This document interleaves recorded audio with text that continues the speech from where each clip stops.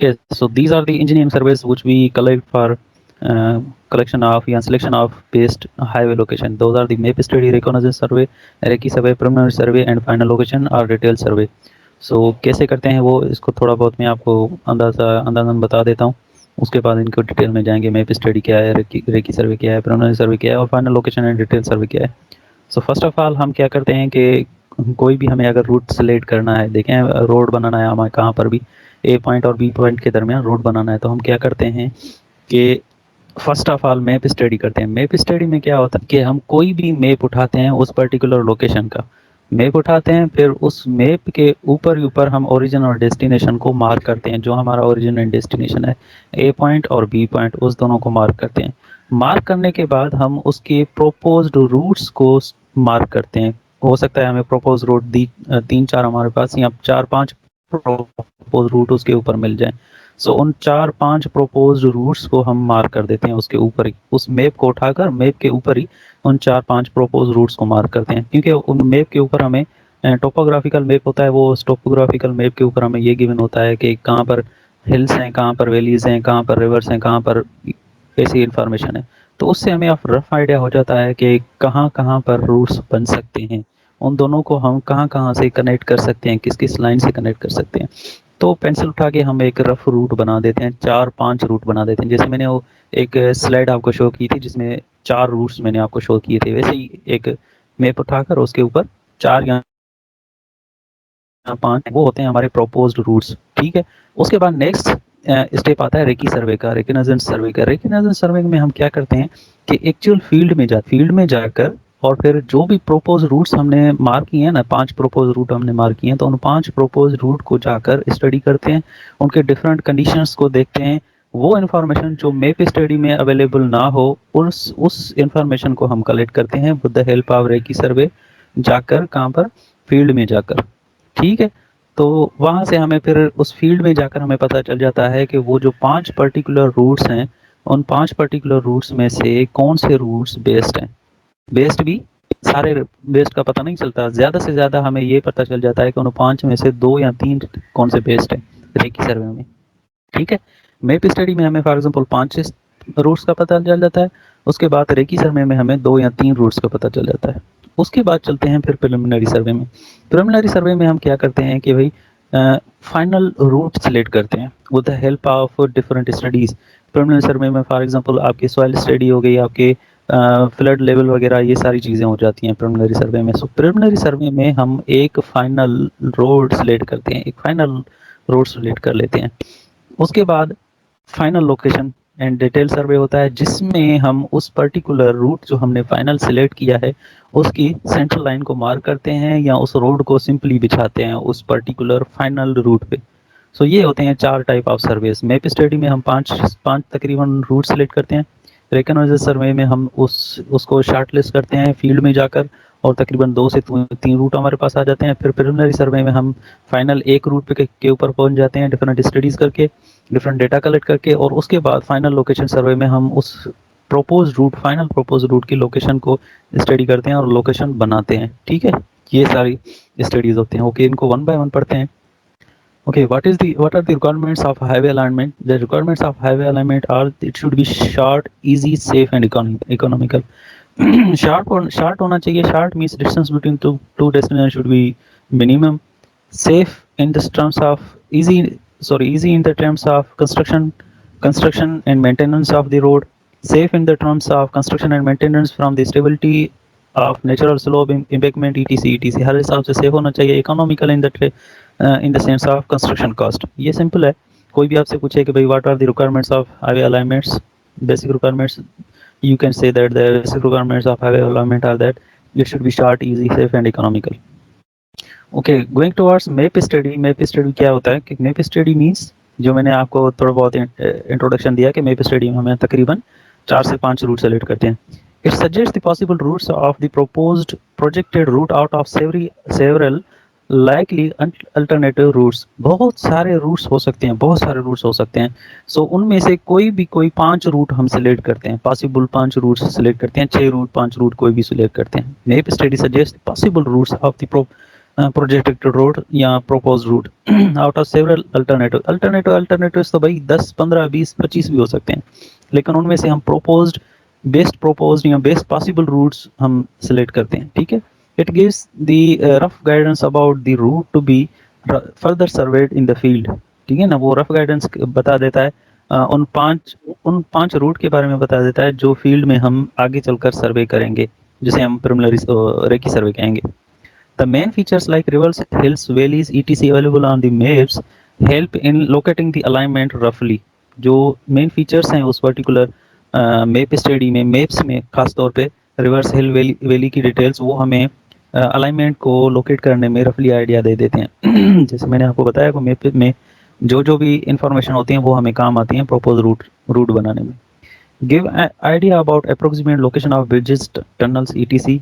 Bridges, tunnels, इन सारी चीज़ों के लोकेशन का अप्रोक्सीमेट आइडिया बता देती है। From map study it is also possible to drop a certain route due to unavoidable obstructions. हम कोई भी प्रपोज रूट हम सेलेक्ट कर सकते हैं with the help of map study, ठीक है। टोपोग्राफिकल मैप हैविंग 15 और 13 metre contour interval could be used for this study. कोई भी टोपोग्राफिकल मैप हो जिसका 15 to 30 metre interval contour interval हो जिसमें मेंशन किए हुए, तो वो हम यूज कर सकते हैं इस मैप स्टडी के लिए। 15 और 30 मीटर कंटूर इंटरवल। सो कंटूर्स क्या होते हैं, कंटूर इंटरवल क्या होते हैं, आपने सर्विंग में पढ़ी होगी, नहीं पढ़ी तो दोबारा उसको रिवाइज कर लें। रेकी सर्वे के ऊपर आते हैं। The main object of Reiki survey is to examine in the field the general characteristics of stretch of land along the proposed alternative routes marked on the map। ठीक है, जो भी हमने मैप के ऊपर रूट मार्क किए हैं उनको फील्ड में जाके एग्जामिन करना और उनके बारे में एग्जामिन करना फील्ड में जाके कि वो उनमें से कौन सा बेस्ट है, ठीक है। That is the recce survey. So following facts not available in the maps, वो फैक्ट्स जो मैप में अवेलेबल नहीं होते हैं वो हम कलेक्ट करते हैं ड्यूरिंग रेकी सर्वे। कौन सी मार्शी लैंड है, रिजेस हैं, हिल्स हैं, परमानेंट स्ट्रक्चर्स हैं, other type of cross drainage structures हैं, सॉइल टाइप कैसी है वहाँ की, रूट प्रॉक्सिमिटी कैसी है, मटीरियल्स अवेलेबिलिटी है या नहीं है, proximity of material, availability of material है, लेबर्स हैं वहाँ पर हैं या नहीं है, ये सारी चीज़ें इंफॉर्मेशन हम कलेक्ट करते हैं, ठीक है। रिज हों, हिली हों, क्रॉस ड्रेनेज स्ट्रक्चर्स हों। Cross drainage structures are those structure in which two drainage lines cross with each other. So ये आप पढ़ोगे ड्रेनेज इंजीनियरिंग में। सो ये सारी इंफॉर्मेशन हम कलेक्ट करते हैं। For that survey plans, land use plans, air photos, stream and drainage maps etc are use. हम रेकी सर्वे में ये सारी चीज़ें यूज़ कर सकते हैं। सर्वे प्लान हो गया, land use plan, air photos, streams etc। As a result of Reiki survey, a few alternative alignments, 2 or 3 may be chosen for further study। ठीक है ना, 5 जो भी हमने मैप स्टडी में चूज किया है उससे फिर हमें 2 और 3 अल्टरनेटिव हम सिलेक्ट कर लेते हैं for further study. Recce survey is not required for minor relocation of an existing road. अगर कहीं पर भी एग्जिस्टिंग रोड है उसको माइनर रिलोकेशन चाहिए, उसको उसके जो अलाइनमेंट है उसको रिलोकेट करना है, तो उसके लिए हम रेकी सर्वे नहीं करते। प्रिलिमिनरी सर्वे के ऊपर आते हैं। प्रिलिमिनरी सर्वे में मैंने क्या बोला था कि रेकी सर्वे में जो 2 से 3 रूट हम मार्क करते हैं उसके बाद हम प्रिलिमिनरी सर्वे में फाइनल एक रूट मार्क कर देते हैं, एक रूट सेलेक्ट करते हैं, ठीक है। चलें पढ़ते हैं इसको। Preliminary survey decide the final route among 2 और 3 routes after studying the advantages and disadvantages, ठीक है। वो जो 2 से 3 रूट फाइनल बचते हैं रेकी सर्वे में, सो उनको देखकर फिर हम प्रिलिमिनरी सर्वे में फाइनल रूट सेलेक्ट करते हैं। It is carried out about the great accuracy and with critical study because the final route selection depends upon it and has much efficient effect on investment, ठीक है ना। सो इस particular preliminary survey में हम great accuracy रखते हैं, बहुत accuracy रखते हैं क्योंकि ये क्रिटिकल स्टडी है, क्योंकि हमारा जो फाइनल रूट सिलेक्शन है वो इस पर डिपेंड कर रहा होता है प्रिलिमिनरी सर्वे में। अगर फाइनल रूट हमने सही सिलेक्ट नहीं किया तो हमारी सारी इन्वेस्टमेंट खराब हो जाएगी। So this is an critical study, you can say that, preliminary survey. Generally, preliminary survey work is more or less an open traverse survey of 60 to 300 meter wide bed along the central line of proposed 2 or 3 alternatives। जो 2 और 3 alternatives हैं उनके 60 to 300 metre wide belt पे हम traverse सर्वे करते हैं। जो भी प्रपोज रूट है उसके 60 to 300 मीटर वाइड बेल्ट में विड्थ वाइज हम उसके सर्वे करते हैं। उसी से हमें पता चल जाता है उसके एडवांटेजेस और डिसएडवांटेजेस का। इन्फॉर्मेशन कौन कौन से हम कलेक्ट करते हैं प्रिलिमिनरी सर्वे में, वो ये चीज़ें, ये इन्फॉर्मेशन हैं। भाई जियोलॉजिकल इंफॉर्मेशन हो गया, सॉइल कैसी है, रॉक कैसा है, बेरिंग कैपेसिटी उसकी कैसी है, और उसके बाद details of existing culverts, bridges, tunnel, irrigation canal, etc etc, ये सारी इंफॉर्मेशन।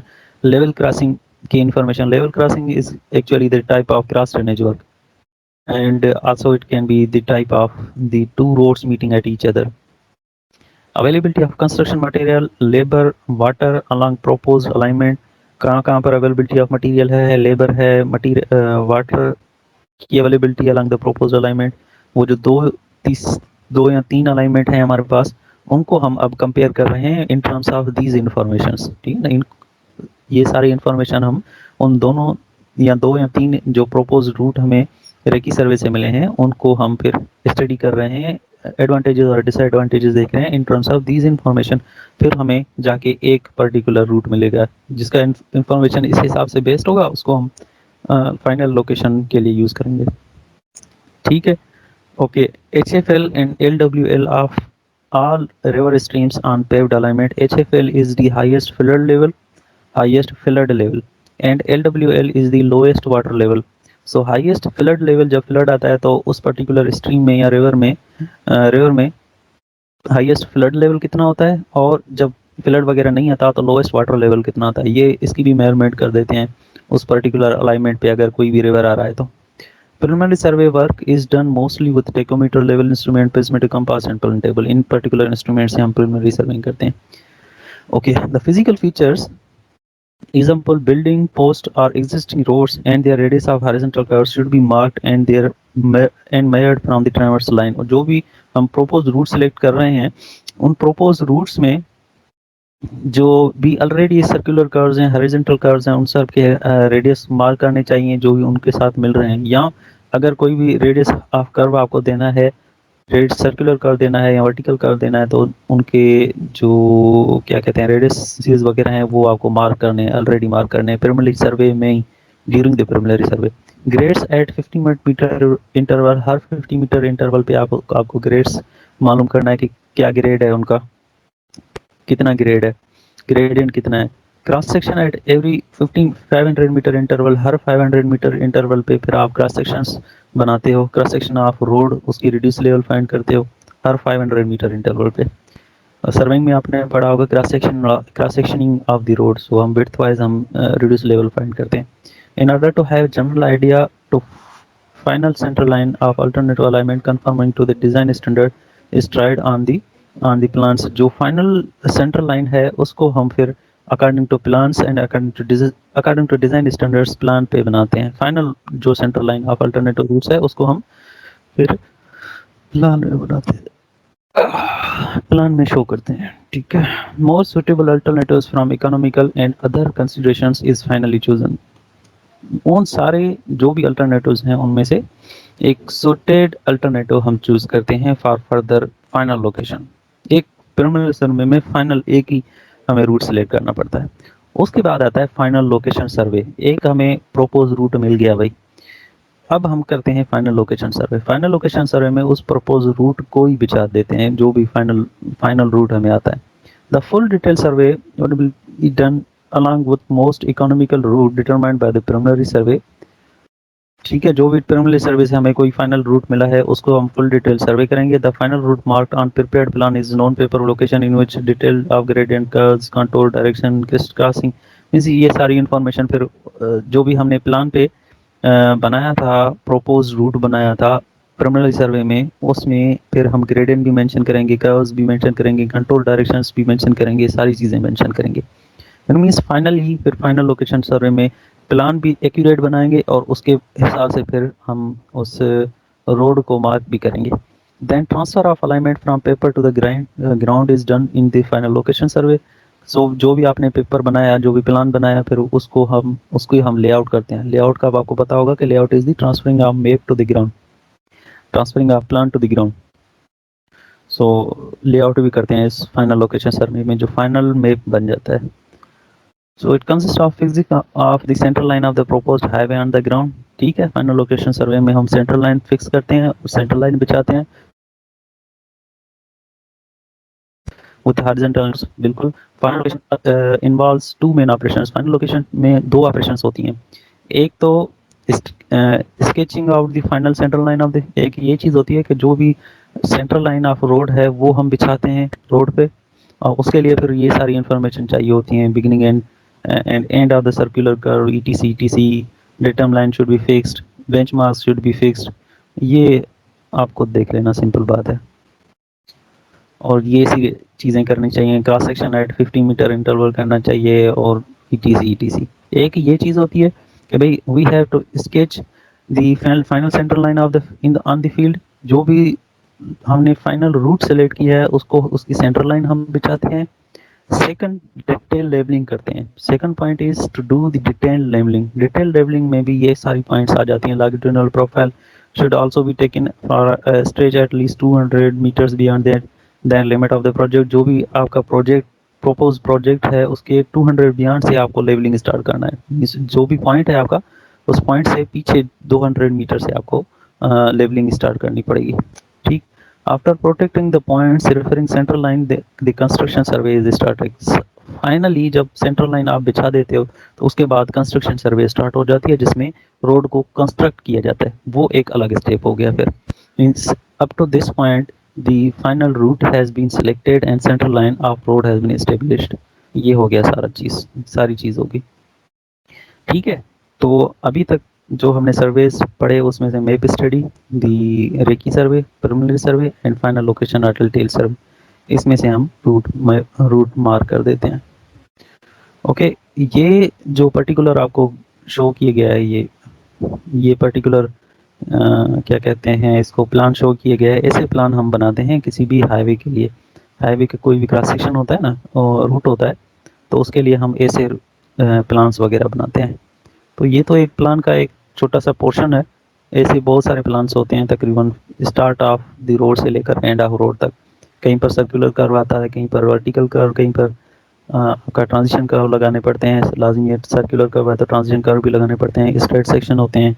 सो यहाँ पर देखें हर चीज़ की इंफॉर्मेशन है, हर चीज़ रिड्यूस लेवल की इंफॉर्मेशन है, पॉइंट ऑफ इंटरसेक्शन, एलिवेशन, ये सारी चीज़ें देखो, पॉइंट ऑफ इंटरसेक्शन, ईटीसी सारी इंफॉर्मेशन ये हम फिर बनाकर उसके बाद देते हैं। जो फाइनल रोड कंस्ट्रक्ट करते हैं ना, उनको हम देते हैं। कंसल्टेंट का काम है ये सारी चीज़ डिज़ाइन करना, और फिर कॉन्ट्रैक्टर का काम होता है कि वो इस डिज़ाइन के हिसाब से वो कंस्ट्रक्शन करे।